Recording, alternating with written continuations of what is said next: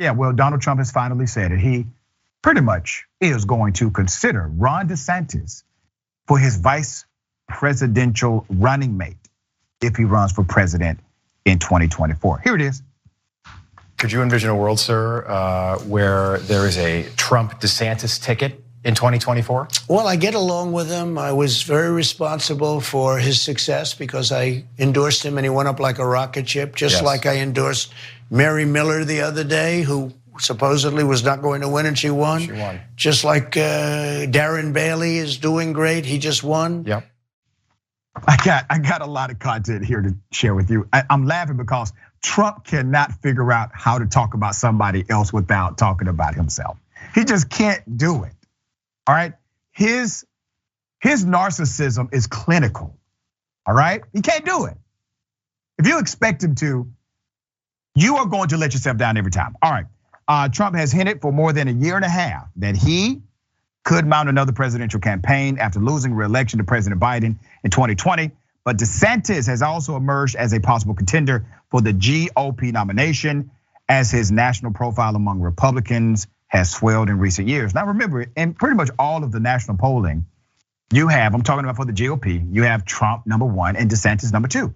That's AB. It's been like that for about a year and a half, 2 years now. But let's go behind closed doors. While DeSantis has played off speculation about a 2024 presidential bid as a false narrative, he's also declined on multiple occasions to rule out a run, even if Trump ultimately decides to launch a comeback campaign. Both men insist they have a good rapport. Now, you know that's a damn lie. All right, these two narcissists cannot coexist. They hate each other, they don't like each other. And if they run together, one may actually kill the other. I'm not kidding.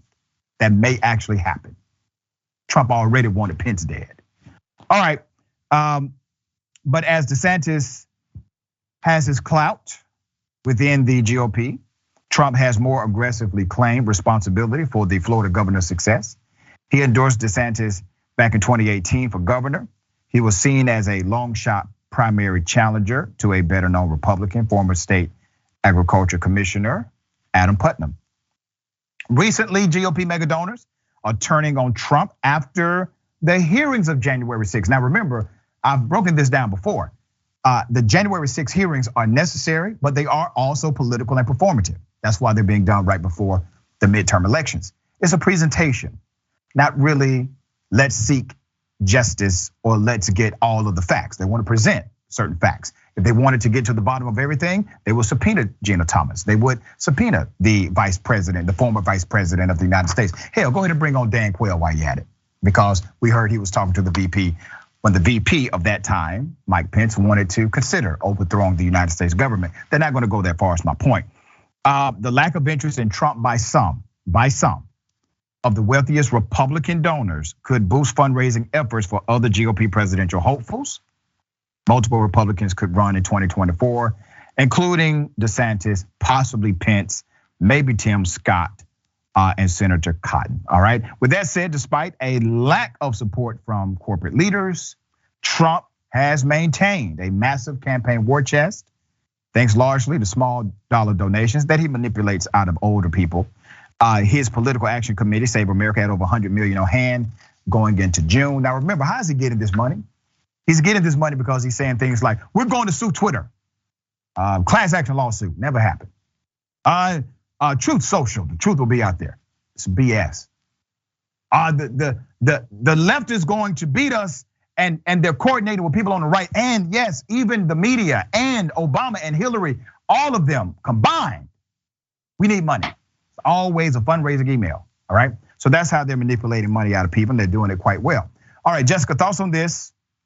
Yeah, I think the DeSantis Trump ticket, they don't have popular support. This would be a vehicle to potentially try and steal another election. I don't think if they lose, they would go down easy. And now they've learned exactly where the points of weakness are. And it's really on the January 6th special committee to pass some legislation to ensure that nothing like this happens again, especially ahead of 2024. And I think it's quite concerning when we reflect on what's really going on behind the scenes. So a lot of the folks that support Trump, support DeSantis, really believe in some kind of deep state conspiracy. But a lot of these folks, including people like Chad Meredith, the federal judge that Biden is set up to appoint from Kentucky, the Republican who is anti-choice, these are all people who have been deeply involved with the Cato Institute, with the Federalist Society, with the Heritage Foundation, who pay these folks significant chunks of money and line their pockets. They go to conferences and they learn how to push a far right agenda. They have a sophisticated machine for funneling these donations from the right, as mentioned in that quote you just shared. DeSantis is supported by their PAC. Trump was passed off a list from the Heritage Foundation with Kavanaugh, Gorsuch, and Amy Coney Barrett's names on it for Supreme Court justice appointees. We really need to think about what's going on behind the scenes and be just as critical of the face of the far right in America as we are of these organizations that are operating behind the scenes. The reality is, you don't have to only be concerned about Trump winning, you have to be concerned about him losing, as you said.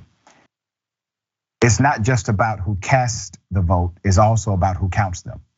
And they have created a strategic plan to put vote counters in particular places. They are putting in clerks, they're putting in Secretary of States, they're putting in local Board of Election officers, as well as state governors who are manipulating the law so that they can overtake elections at any time, from Georgia beyond.